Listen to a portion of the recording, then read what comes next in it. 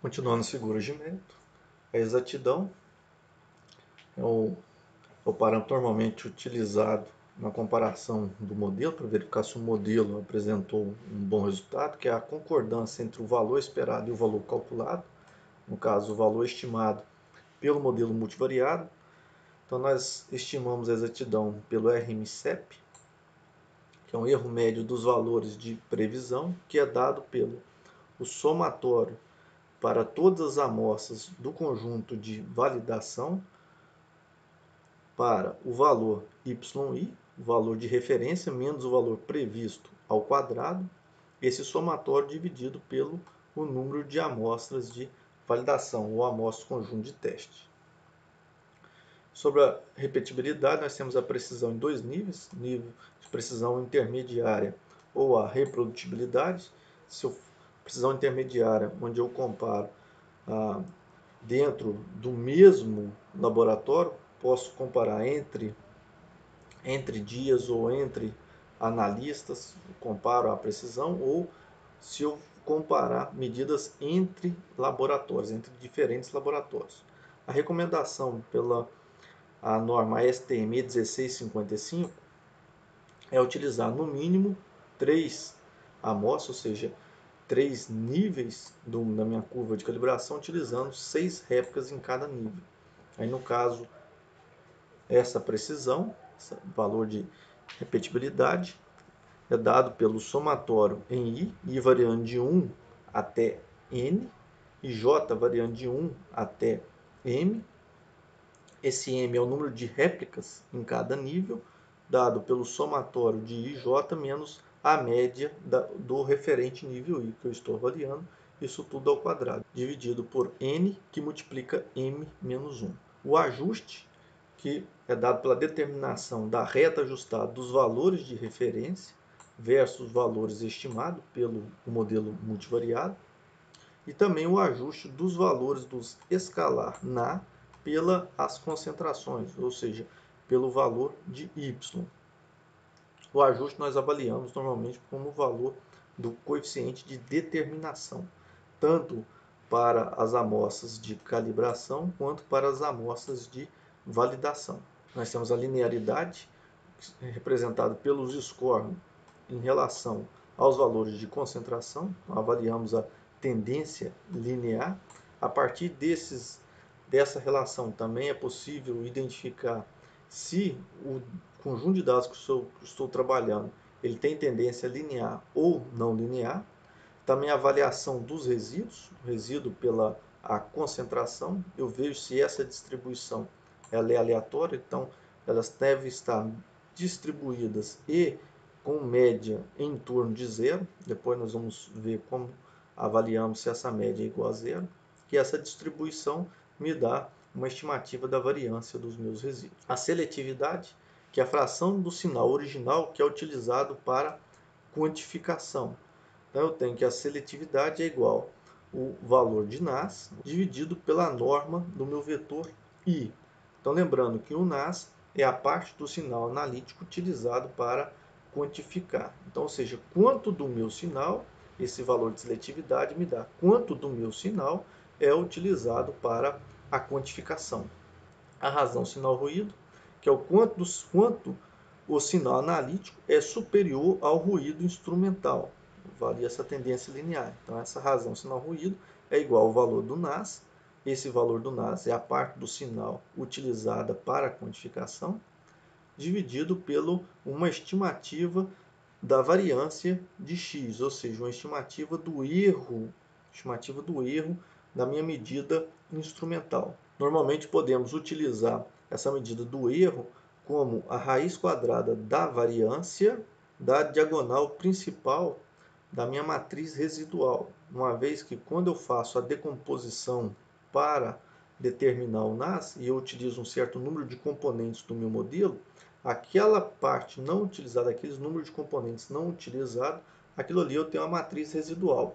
A variância da diagonal principal vai me dar a variância de cada uma dessas variáveis. Quando eu pego o traço dela, eu tenho a soma de todas as variâncias. Então, posso utilizar ou essa soma dessas variâncias, o traço, ou utilizar o valor máximo dela para estimar esse ruído instrumental.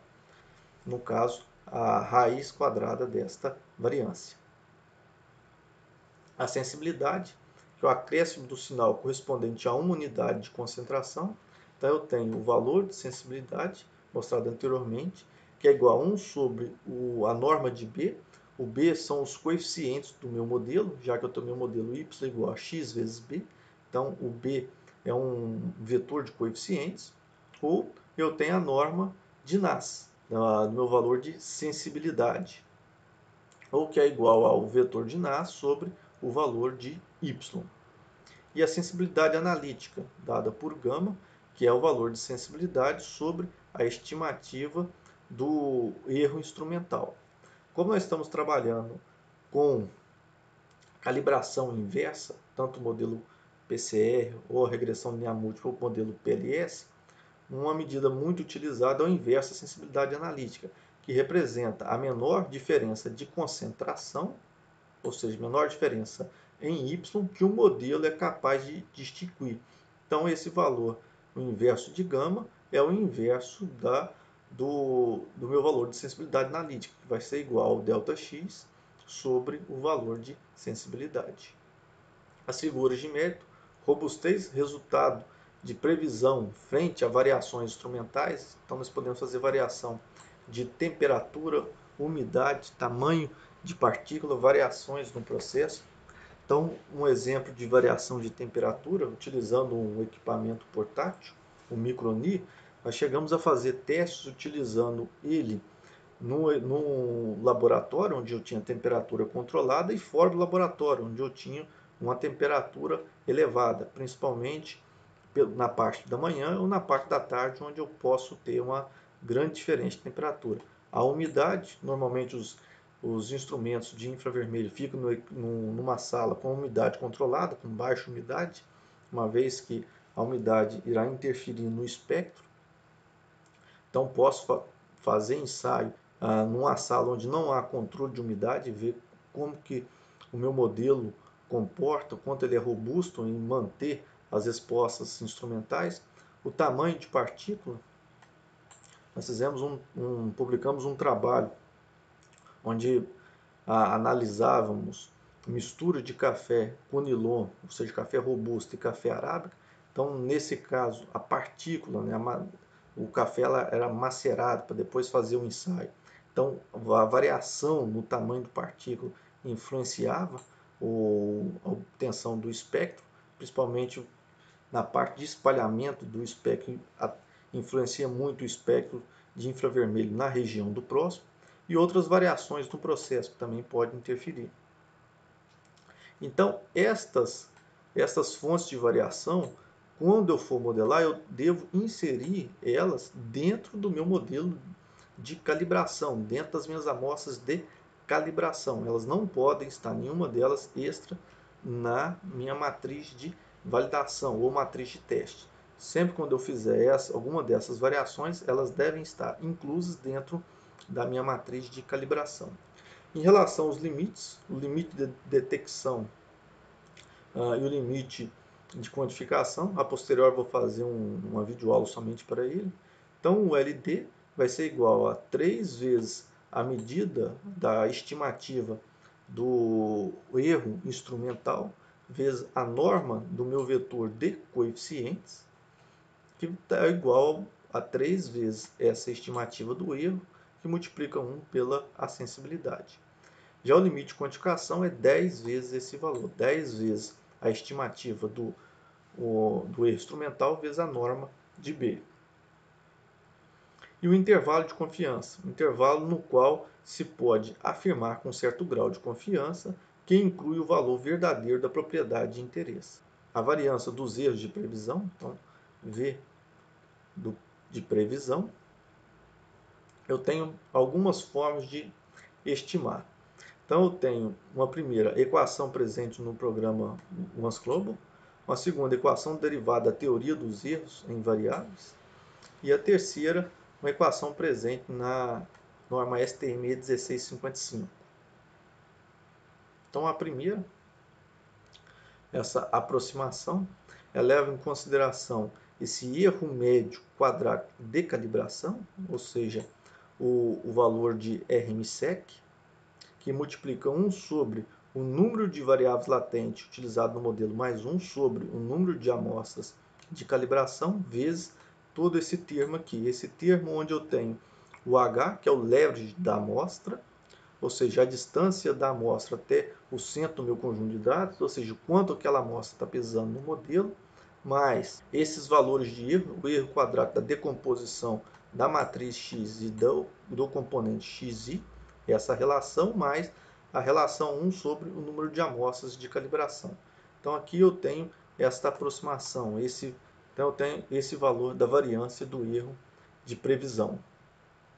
O segundo, utilizado pela aproximação pela teoria dos erros, ele tem uma parte inicial semelhante, onde eu levo em consideração o leverage mais 1 sobre o número de amostras do conjunto de calibração, mais esse VE, que é definido como o RMSEC menos o valor da variância dos erros devido ao método de referência, leva a variância do método de referência, mais a norma de B, vezes uma variância em relação às medidas instrumentais, mais esse valor de VY, ou seja, a variância dos erros devido ao erro de referência, mais o valor de B vezes Vx, que são a variância da resposta instrumentais para a minha matriz X e para uma amostra em específica, mais o valor de VEI, novamente, mais o valor da norma ao quadrado do meu vetor B, do meu vetor de coeficientes, vezes o valor da variância da resposta para a minha amostra em específica.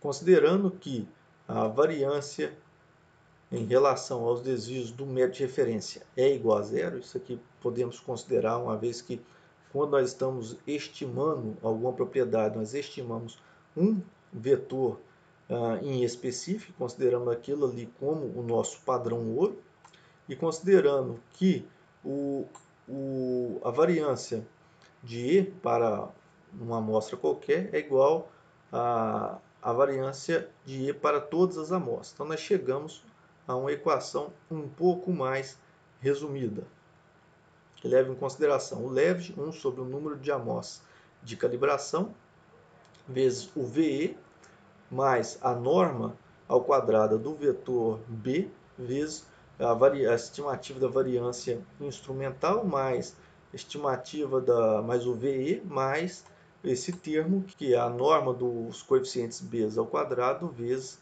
a estimativa da variância instrumental. E um terceiro, que está na norma STM 1655, que admite que o VE é igual a VE para cada uma das amostras, também o Vx para cada amostra e a variância de y considerando como insignificante, que leva a equação a ter somente esse termo, onde essa estimativa da variância é igual a 1 sobre o número de amostras de calibração mais o leverage daquela amostra vezes o valor de RSEC. O valor de RMSEC é igual a somatório de cada valor do meu conjunto de calibração menos a estimativa dele ao quadrado dividido pelo número de graus de liberdade do meu modelo, onde para o modelo PCR, Ni é igual ao número de componentes, número de PCs, e para o modelo PLS é o número de variáveis latentes. Pelo modelo Van der Waals, eu tenho os pseudo-grau de liberdade, que é dado por N, que multiplica 1 menos a raiz do RMSEC sobre a raiz do RMSEC-V, e os graus de liberdade é igual ao número de amostras de calibração menos o Ni. Então, eu tenho que eu aproximo esse valor de Ni, e aqui eu vou ter um certo número de graus de liberdade do meu modelo. E esse intervalo de confiança é dado por T, 1 menos alfa sobre 2, vezes o número de graus de liberdade, vezes a raiz da variância de PI, ou seja, da variância instrumental. No caso aqui, vale lembrar que esse número de grau de liberdade do modelo PCR ou modelo PLS, se eu centrar na média, eu tenho que vai ser o número de amostras de calibração menos o número de componentes, menos 1. Nas considerações que as baias são insignificantes, Os erros de previsão seguem uma distribuição normal e os erros nas concentrações estimadas não são correlacionados.